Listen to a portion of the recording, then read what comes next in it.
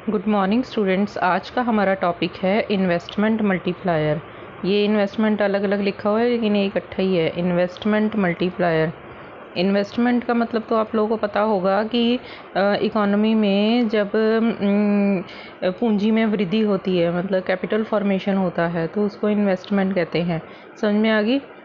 जैसे इकोनॉमी में पहले 100 करोड़ रुपए से बिज़नेस हो रहा था, अभी क्या है उसमें और पैसा लगाकर बिज़नेस को बढ़ाया जा रहा है, तो दैट इज़ कॉल्ड इन्वेस्टमेंट। अब मल्टीप्लायर का मतलब इन्वेस्टमेंट लगाने पर, इन्वेस्टमेंट करने पर इकोनॉमी में कितने गुना मनी इंक्रीज़ हो जाएगी, that is called investment multiplier. जैसे आप लोगों को क्रेडिट मल्टीप्लायर याद है, क्रेडिट क्रिएशन किया था कि एक बार बैंकों में पैसा जमा होने पर बैंक कितने कई गुना ज़्यादा बिजनेस कर लेते हैं। इसी तरह से इकोनॉमी में एक बार इन्वेस्टमेंट होने पर उससे कितने गुना ज़्यादा इनकम जनरेट होती है, that is called investment multiplier. ठीक है, इसका मतलब है ratio of change in income to change in investment. मतलब एक इन्वेस्टमेंट में चेंज आने के कारण, डेल्टा का मतलब है चेंज। समझ में आ गई? इन्वेस्टमेंट में चेंज आने के कारण अगर इन्वेस्टमेंट बढ़ती है, इकोनॉमी में पैसा और लगाया जाता है, कौन लगाएगा? ये प्रोड्यूसर्स लगाएंगे या गवर्नमेंट लगाएगी। ठीक है ना, कुछ भी काम शुरू करेंगे नया तो उसको इन्वेस्टमेंट कहते हैं। तो उसमें जब पैसा लगाया जाएगा तो उससे इकोनॉमी में लोगों की इनकम कितने गुना बढ़ेगी। ठीक है, कि एक बार इकोनॉमी में किसी ने, मान लो किसी एक ने भी बिज़नेस शुरू किया, उससे कितने लोगों को इनकम मिलेगी और वो इनकम कितनी बढ़ती जाएगी, तो that is called investment multiplier. इसका जो सिंबल है वो है K is equal to delta Y over delta I. K होता है, के क्या होता है? मल्टीप्लायर। के मल्टीप्लायर का साइन है, मल्टीप्लायर। ठीक है, और डेल्टा वाई है change in income, change in income. ठीक है, और डेल्टा आई है, ये डेल्टा आई का मतलब है change in investment, change in investment. ठीक है, और मल्टीप्लायर का एक और फॉर्मूला है K is equal to 1/1 minus M P C. M P C आप लोगों को बताया था मैंने, मार्जिनल प्रोपेंसिटी टू कंज्यूम। ये जितना ज़्यादा होगा मार्जिनल प्रोपेंसिटी टू कंज्यूम, लोग जितना ज़्यादा पैसा खर्चा करते जाएंगे उतनी इकोनॉमी में इनकम बढ़ती जाएगी। ये अब आप सोच रहे हो कैसे होगा? एक का खर्चा दूसरे की इनकम होती है। अब वो भी अगर उसकी भी मार्जिनल प्रोपेंसिटी टू कंज्यूम ज़्यादा है, मतलब वो भी कंजम्पशन ज़्यादा करता है, तो उसका खर्चा क्या होगा? तीसरे की इनकम बनेगा। इस तरह से ये इनकम प्रोसेस चलता जाता है, एक का खर्चा दूसरे की इनकम होता है।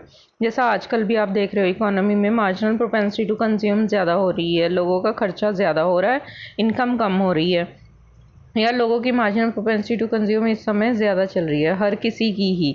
मतलब इस समय इकोनॉमी में स्थिति ऐसी हो रही है कि हर कोई एक जैसा ही बिहेवियर कर रहा है। तो ये स्थिति जो होती है, इस तरह की स्थिति को मार्जिनल प्रोपेंसिटी टू कंज्यूम में से देखा जा सकता है। अब दूसरी मार्जिनल प्रोपेंसिटी टू कंज्यूम के अलावा एक चीज़ और होती है, मार्जिनल प्रोपेंसिटी टू सेव। इसका मतलब ये होता है कि लोग कितनी बचत करते हैं।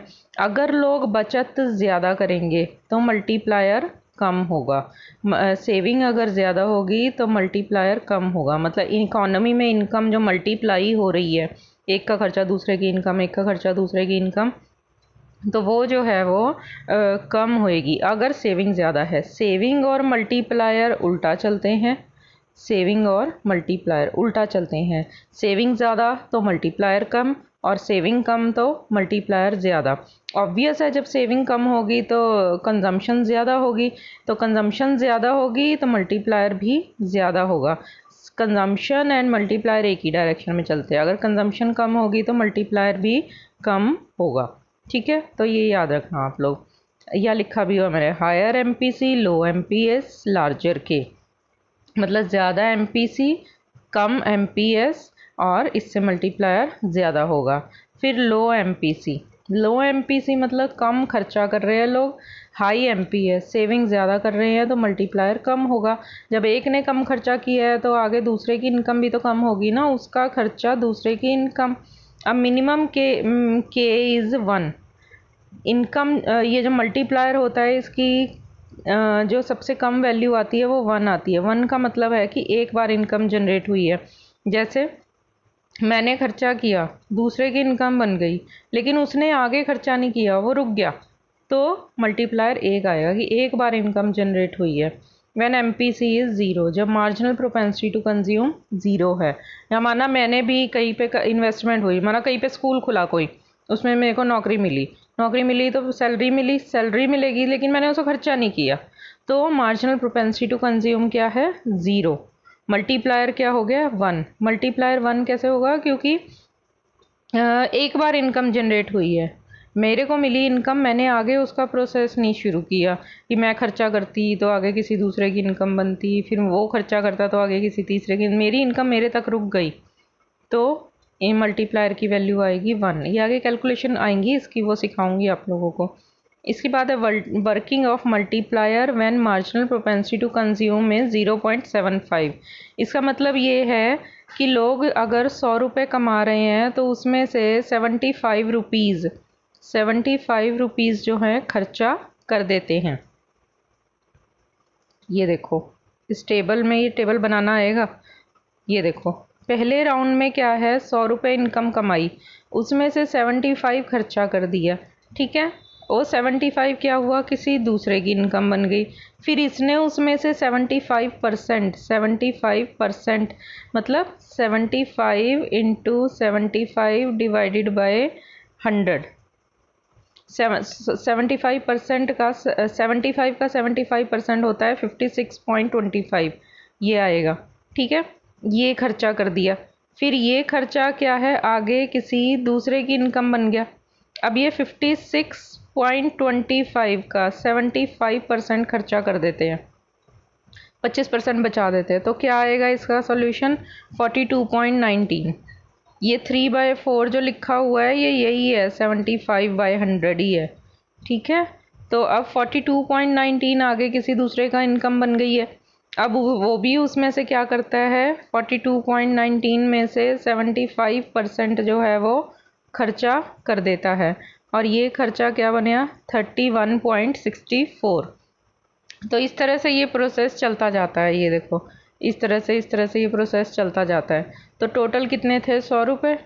100 रुपये से इकोनॉमी में इनकम जनरेट हुई 500 रुपीज़ की। ये 500 रुपीज़ की इनकम जनरेट हुई। इस 500 में से लोग खर्चा कितना कर देते हैं? 75%। 500 का 75% कितना आएगा? यस, 500 में से 400 लोग जो है वो, यस ये यहाँ पर 375 आएगा, 400 नहीं आएगा, ठीक है, इसको याद रखना। मतलब 500 का 75%, 500 इंटू 75%। तो इकॉनमी में 100 रुपये इन्वेस्ट करके इससे 4 गुना इनकम जनरेट हुई है। मतलब 100 रुपया इन्वेस्टमेंट करी और उसमें 4 गुना और वृद्धि हो गई, तो टोटल कितनी हो गई? 500 रुपये की इनकम जनरेट हुई है। सो उसका 75% जो है ये 400 नहीं 375 आएगा। तो कंजम्पशन 375 की लोग कर लेते हैं। So that is K is equal to 4। Formula क्या है? K is equal to 1/1 minus MPC। तो 1/1 माइनस 0.75 इज़ इक्वल टू 4। ये कैलकुलेशन आती है, इस साल भी आई थी पेपर में ये कैलकुलेशन, ठीक है। तो आज के लिए इतना काफ़ी है।